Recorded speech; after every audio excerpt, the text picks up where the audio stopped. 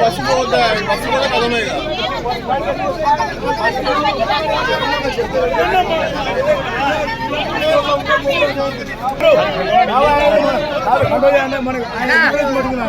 Driver photo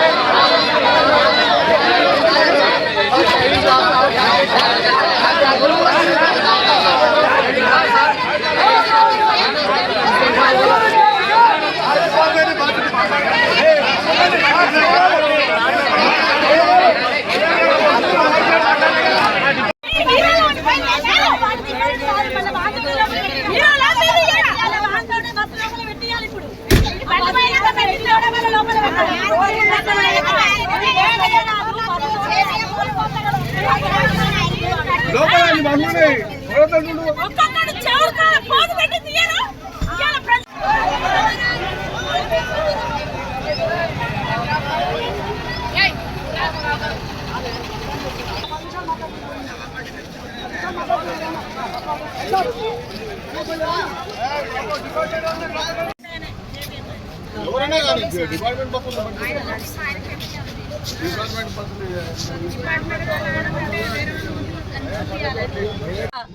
తండ్రి లాంటి స్వభావంతో మమ్మల్ని పిల్లల్ని కడుపులో ఎట్లా పెట్టుకుంటారో అట్లా మా ఆర్టీసీ వాళ్ళని మీరు కూడా ఒక పిల్లల్లాగా భావించుకుంటూ మా కార్యక్రమాలను మాకున్న హక్కులను కోసం మేము పోరాడుతున్నాం. కానీ మీ మీద ద్వేషంతో పోరాడట్లేము. మేము ప్రజా సేవకులము. ఎంతసేపటికి ప్రజలను క్షేమంగా వారి గమ్యస్థానాలకు చేర్చేటోళ్ళమే కానీ ప్రభుత్వంపై ప్రజలపై మేము దేశపూర్వంగా చేసేటోళ్ళం కాదు. మేము చేసేటువంటి కష్టానికి తగ్గ ఫలితం మాకు రావట్లేదు. చాలని జీతాలతోటి మేము డ్యూటీలు చేసుకుంటూ టైంకు తినక ఆరోగ్యాలు ఖరాబ్ చేసుకుంటూ మీరు పెట్టే టెన్షన్లకి మా కార్మికులందరూ ఆరోగ్యము సరిగ్గా లేక హాస్పిటల్ పాలు అవుతున్నారు. కనుక మా బాధలన్నీ మీకు తెలుసు. కొత్తగా మేము చెప్పేది ఏం లేదు. మేము ప్రతిసారి ఎంతసేపటికి రోడ్డు మీద మేము వచ్చినప్పటికే మా ప్రాబ్లమ్స్ సాల్వ్ అవుతున్నాయి. మమ్మల్ని ఏ ప్రభుత్వం వచ్చినా కానీ సంతోషంగా మా డిమాండ్స్ని ఒప్పుకుంటలేరు, మమ్మల్ని సాటిస్ఫై చేస్తలేరు. కనుక రేవంత్ రెడ్డి గారైనా ఈ రాష్ట్ర ప్రభుత్వం అయినా ఎవరైనా మా బాధలన్నీ చూసుకుంటూ మమ్మల్ని తొందరగా సమ్మె విరమించి చేస్తూ మా డ్యూటీలకు తీసుకుంటారనే ఉద్దేశంగా మా కోరికలు నెరవేర్చాలని సభాముఖంగా తెలియజేస్తున్నాం. ఒకటి ఏంటంటే మమ్మల్ని బెదిరించడానికి ఈ అవుట్సోర్సింగ్ వాళ్ళందరినీ తీసుకుంటున్నారు. ఎలక్ట్రికల్ బస్సులతోటి వాళ్ళకు 10th క్వాలిఫై తోటి తీసుకుంటున్నారు. అట్లా పెట్టే ఎస్టిమేషన్ అంతా కూడా మాకు ఇస్తే కూడా కొంచెం మీకు తగ్గుతుంది కదా. వాళ్ళకి ఇచ్చేది ఏదో వాళ్ళకి ఇప్పుడు రిక్రూట్మెంట్ చేసుకొని రోడ్డు మీదకి బస్సు తోలడం వల్ల ప్రభుత్వానికి ఆర్టీసీకి చాలా నష్టం వస్తుంది. అదే నష్టాన్ని మేము ఇక్కడ చూసుకుంటూ కూడా మా ప్రాణం అంతా పోతున్నట్టు అనిపిస్తుంది. అనుభవం లేని డ్రైవర్లను కండక్టర్లను ఏమైందో చూశారు కదా సార్. నిష్ణాతులైన డ్రైవర్లను వదిలేసి అనుభవం లేని డ్రైవర్లతో మీరు బస్సులు నడిపించుకుంటూ ప్రజల ప్రాణాలతో చెలగాటాలు ఆడడం ఎందుకు? అది చేసేదేదో కార్మికులకి కొంచెం మంచి చేయండి. మేమేం గొంతెమ్మ కోరికలు కోరట్లేదు కదా. మీరు మేనిఫెస్టోలో పెట్టినయే కదా మేము అడిగేది. ఆ రోజు కాంగ్రెస్ గవర్నమెంట్ వస్తే మీ కాంగ్రెస్ శ్రేణులు ఏం పండగ చేసుకున్నాయో కానీ ఆర్టీసీ ప్రతి కుటుంబం కూడా పండగలాగా జరుపుకుంది. మా రేవంత్ రెడ్డి ముఖ్యమంత్రి అవుతాడు, మా రేవంత్ రెడ్డి కావాలి, మా కష్టాలు తెలిసిన మనిషి, రేపు మేము ప్రభుత్వంలో విలీనం అవుతాం అని మేము సంబరాలు చేసుకుంటే చివరకు మాకు చేసేది ఇదా? ఎందుకు మా కార్మికుల మీద మీరు ఇంత సీత కన్ను పెట్టి చూడవలసిన అవసరం ఏంది? మేము సౌతి తల్లి బిడ్డలం కాదు కదా, మీ మంచి కోరుకున్నాం కదా. ఇవాళ మా మంచి అధికారంలోకి వచ్చినాక మమ్మల్ని ఎందుకు మా మీద సీత కన్ను వేస్తున్నారు?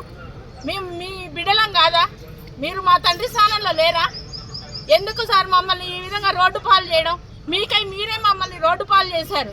ఇకనైనా మీరు మా బాధలు గమనించిన మనిషిగా మమ్మల్ని మీ కడుపులో పెట్టుకొని చూసుకోండి. మీ గవర్నమెంట్ని మేము ఎంత సక్సెస్ చేసినామో మీకు తెలుసు. అది ప్రతి సభలో కూడా మీరు మాట్లాడారు. మా గవర్నమెంట్ని, మా మహాలక్ష్మి స్కీము మీరు ఏ కమిటీ చేసి మహాలక్ష్మి స్కీమ్ని ఇంప్లిమెంట్ చేశారు? ఇవాళ మేము అడిగిన డిమాండ్స్కి మీరు కమిటీ చేయాల్సిన అవసరం ఏంది? మీరు చెప్పండి ఆ మాట కూడా. మీరు మహాలక్ష్మి స్కీము కమిటీ చేసే ఇంప్లిమెంట్ చేశారా? లేదుగా, ఒక్క రోజులో ఇంప్లిమెంట్ చేశారు. కార్మికులు ఎంత సఫర్ అయ్యి దాన్ని మేము సక్సెస్ చేసినాం. ఎందుకని మా మీద ఇంత దేశపూరితంగా ప్రవర్తిస్తున్నారు? కాబట్టి ఇప్పటికైనా గవర్నమెంట్ మమ్మల్ని చర్చలకు పిలిపించి మా డిమాండ్స్ని మేము గొంతెమ్మ కోరికలు కోరట్లే, మాకు కడుపు నిండా అన్నం పెట్టమంటున్నాం సార్. సగం ఆకలితో చంపొద్దు మమ్మల్ని, మా కడుపు నిండా అన్నం పెట్టమని అడుగుతున్నాం అంతే. సో మేము ఇప్పటికైనా మమ్మల్ని పిలిచి చర్చలకు పిలిచి, మా జేఏసీ నాయకుల్ని చర్చలకు పిలిచి మేము అడిగే డిమాండ్లు ఒప్పుకోమని, మాకు యూనియన్లు ఇవ్వమని, మాకు ఉద్యోగ భద్రత కల్పించమన్నాం సార్. మేమేం అడగట్లేదు, మాకు ఉద్యోగ భద్రత, మీ ఇచ్చిన ఉద్యోగానికి భద్రత ఇవ్వండి, మమ్మల్ని క్షణక్షణం టెన్షన్తో చంపకండి సార్ అని